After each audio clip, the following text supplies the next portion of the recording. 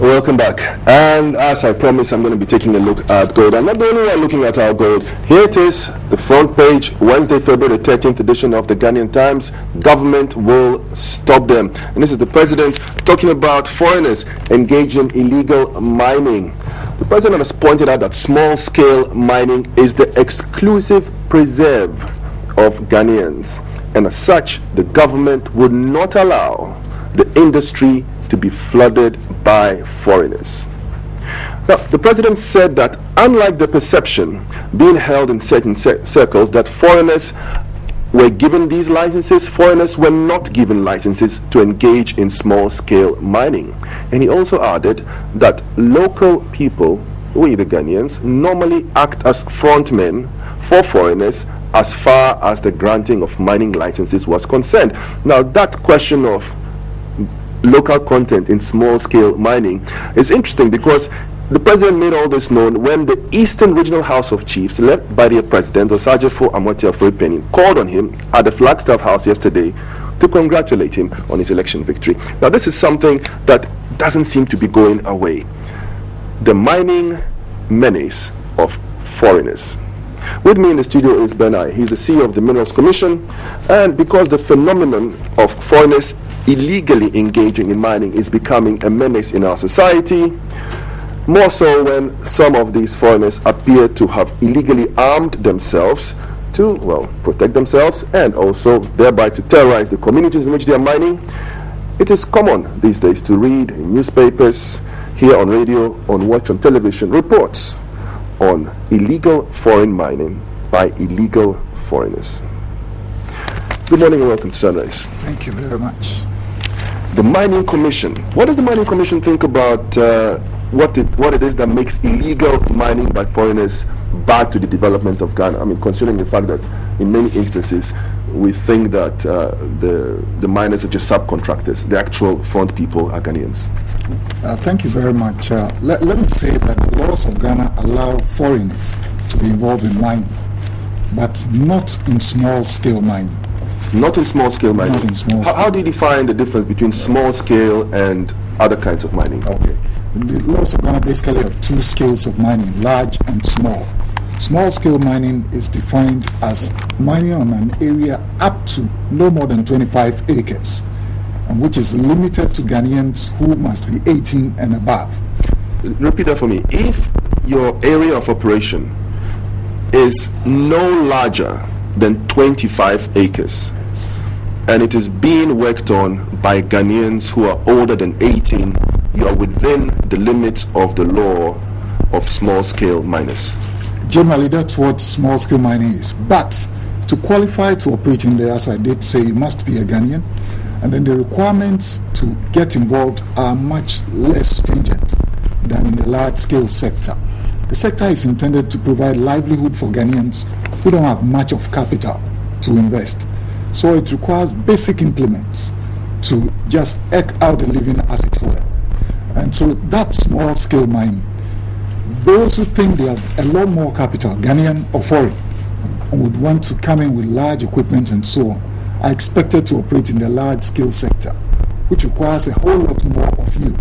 You should have on your own carried out exploration, or should have information which shows that the ground you want to work on is viable to mine. And then you'd submit a feasibility study which will be reviewed very thoroughly. You'd have to get environmental permits which are very rigorously reviewed as well before you're allowed to operate in the large-scale sector. So we are not saying foreigners cannot operate in mining, but you must come in with the adequate capital and technical expertise to operate in the large-scale sector. Very good. It's a fantastic policy. But let me ask you this: how does this help Ghanaian entrepreneurs and investors who may want to start small with, less than 25 acres, but who may not have the technical expertise or may not have the requisite financial resources to actually operate a mine? So they seek partnership with a foreign entity. Are we saying that it is only big businesses that can benefit from foreign partnerships when it comes to gold mining? Or are we saying that Ghanaians who have a small concession can only work with foreigners in certain ways? What we're saying is that Ghanaians who want to operate in the small-scale mining sector cannot bring in certain equipment. One. Again, they cannot bring in foreigners because it's targeted at people who don't have the wherewithal to operate in the large sector. And by large sector, I mean it could even be as small as 25 acres. But then you are allowed to operate with huge equipment because it will have more significant environmental impacts, for instance. And we need to be able to monitor you and ensure that you have the capacity to do that. Is it the physical presence of foreigners that that offends the law, or is it the presence of foreign money or foreign equipment, for example? Basically, a lot of money goes into finding a mineral. Government has spent money to find these minerals sometimes. And so we're saying that these are suitable for small-scale operations.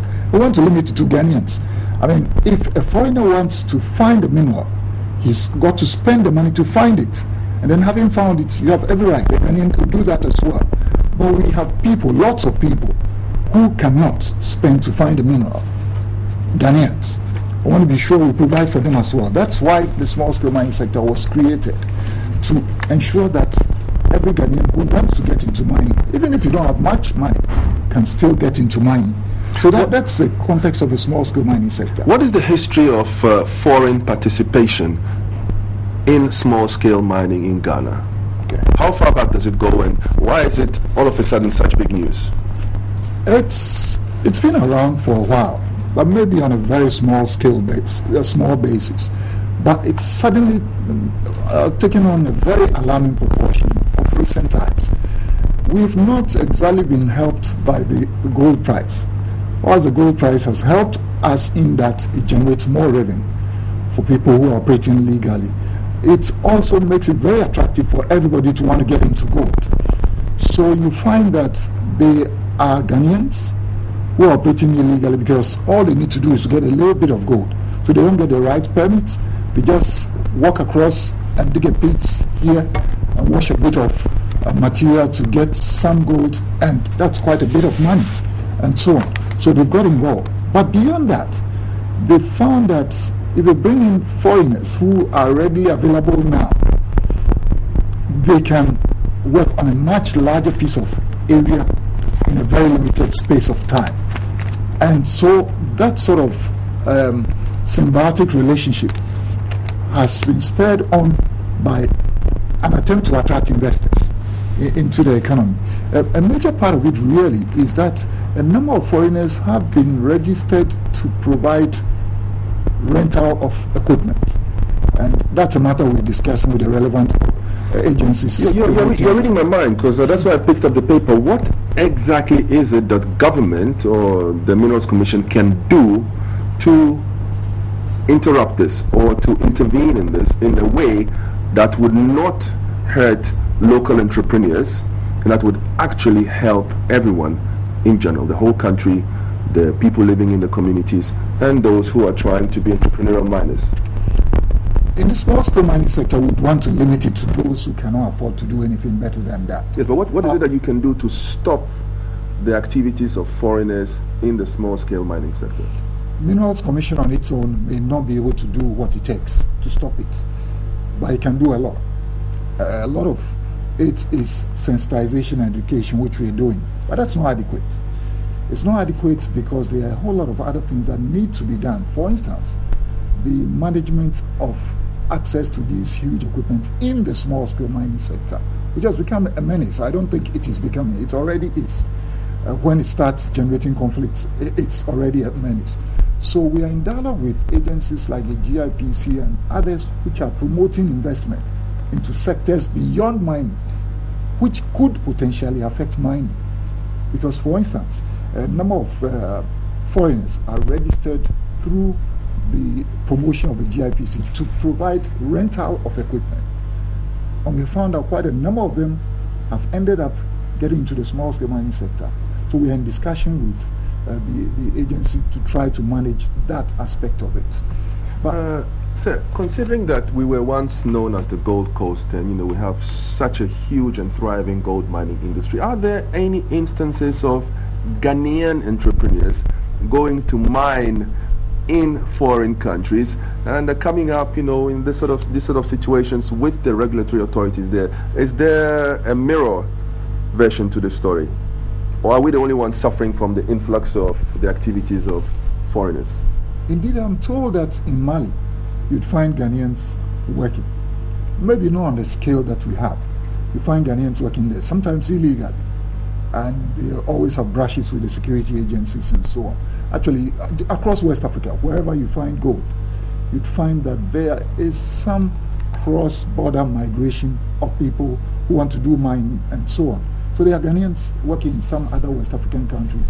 Of course, in some other places, the security have clamped down very seriously on them to try to nip it in the bud. And I guess that has a role. I'm talking about the security from the local community all the way to the national. The national security involvement cannot be sustainable because it's a very expensive one and can be done periodically when it gets out of hand.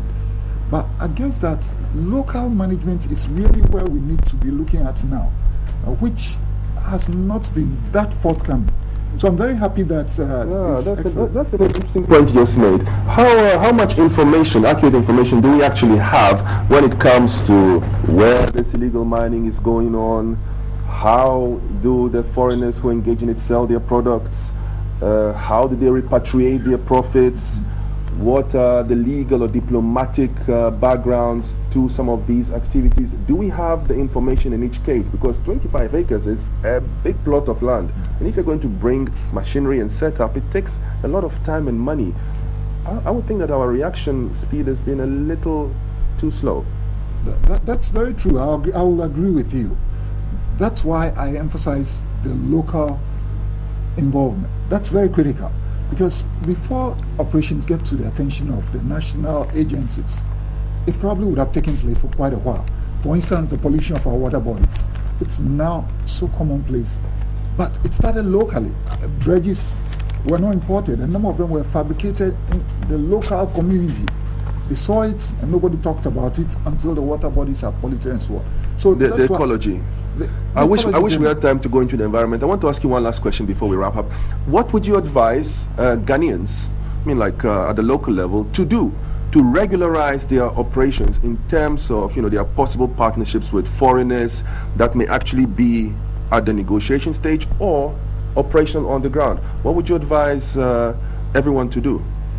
Basically, if you want to stay in small-scale mining, note that you cannot partner a foreigner.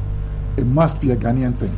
So if you have Ghanaian you can't partner a foreigner in the small scale. So if you are partnered with a foreigner, tell him to go back. That's it, basically. Or basically tell him that he can operate in the large scale sector. So then expand your license. Yes, he can come to us.